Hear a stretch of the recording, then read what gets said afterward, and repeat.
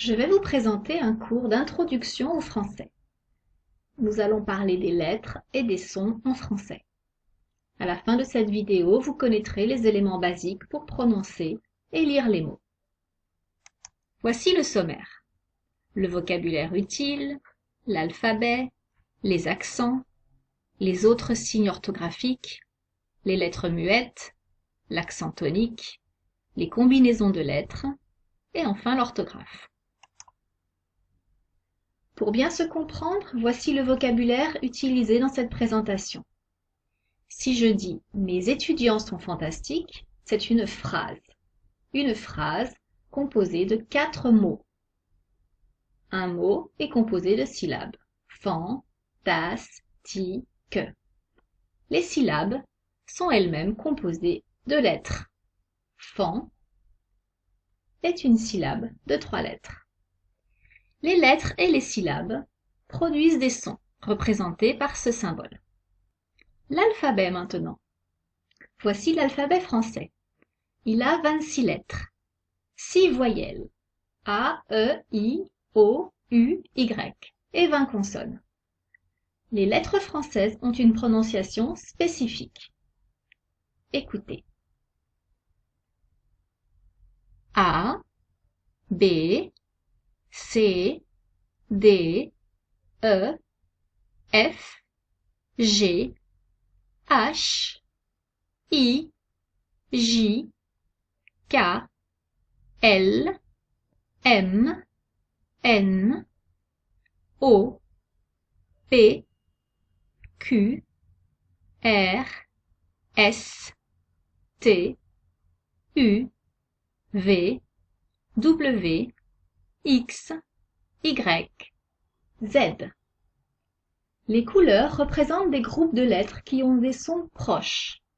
B, C, D, G, P, T. On entend le son E. Q, U, ont le son U. Les accents. Sur les voyelles françaises, on peut trouver des accents. Il existe 3 accents. L'accent aigu, l'accent grave et l'accent circonflexe. Dans le petit tableau, vous pouvez voir sur quelles lettres se placent les accents. Par exemple, vous voyez dans la première ligne que l'accent aigu existe seulement sur la lettre E. Il faut savoir qu'un mot peut avoir plusieurs accents. Des accents identiques, par exemple sérénité, ou des accents différents, par exemple les élèves. En français, un accent n'est jamais tonique. Il ne marque pas l'intonation du mot. La lettre E, sans accent, se prononce E. Si on place un accent sur la lettre E, le son est modifié. Avec un accent aigu, on prononce E. Avec un accent grave ou un accent circonflexe, on prononce E. Donc, un accent sur le E change le son de la lettre. Sur les autres voyelles, le son ne change pas. Les autres signes orthographiques. Sur les lettres ou sous les lettres, on peut voir parfois des signes qui ne sont pas des accents. Par exemple, le tréma. Il sépare 2 voyelles pour bien prononcer distinctement les 2 lettres. Exemple, maïs. On prononce le A et le I. Sans le tréma, la prononciation est différente. Mais, c'est un autre mot. Un autre signe orthographique est la cédille. Elle se place sous la lettre C et seulement devant les voyelles A, O, U. Un C cédille se prononce S, comme la lettre S. Sa, so, su. Exemple, un garçon français. Sans la cédille, la prononciation est différente. K, ko, Q. En français, il y a beaucoup de lettres muettes. c'est-à-dire des lettres qui ne se prononcent pas. Par exemple, plusieurs consonnes en fin de mot ne se prononcent pas. Le P, le D, le T, le S, le X et le Z. Par exemple, un loup, le P ne se prononce pas. Il y a des exceptions. Un ours, on prononce le S final. Une lettre muette très fréquente est le E final. Le E en fin de mot. Exemple, un téléphone, une amie. On n'entend pas la lettre E. Quand un mot est au pluriel, il a un S ou un X final. Ces deux lettres ne se prononcent pas. Des amis, des loups, des hiboux. Notez que hibou a deux lettres muettes, le H et le X. Les verbes à la troisième personne du pluriel, avec les pronoms il et elle au pluriel, se terminent parfois par les lettres E, N, T. Dans ce cas, ces trois lettres sont muettes. Exemple, il parle.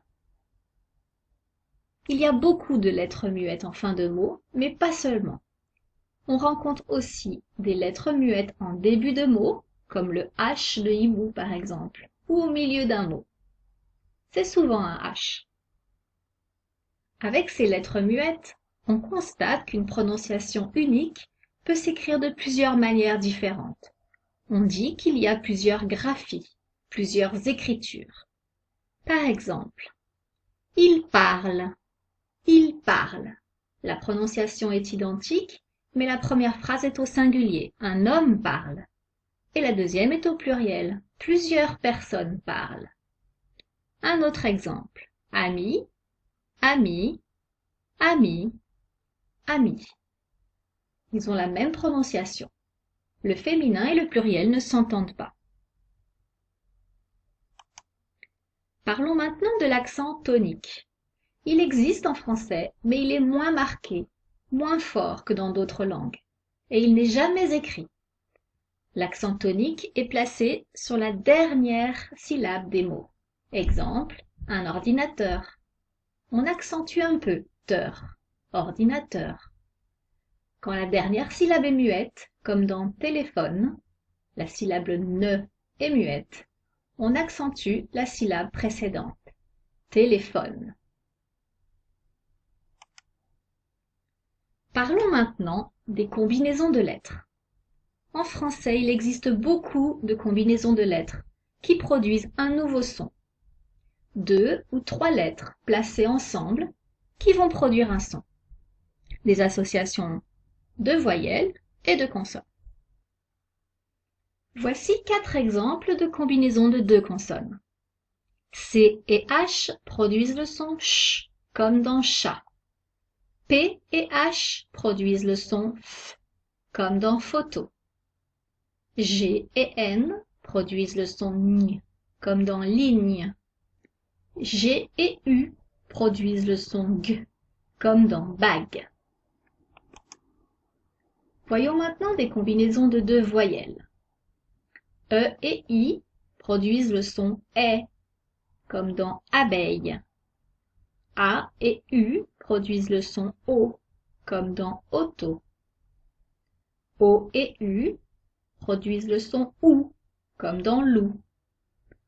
O et I produisent le son OUA, comme dans moi. On peut aussi faire une combinaison de 3 voyelles, E, A, U, qui produisent le son O, comme dans le mot cadeau.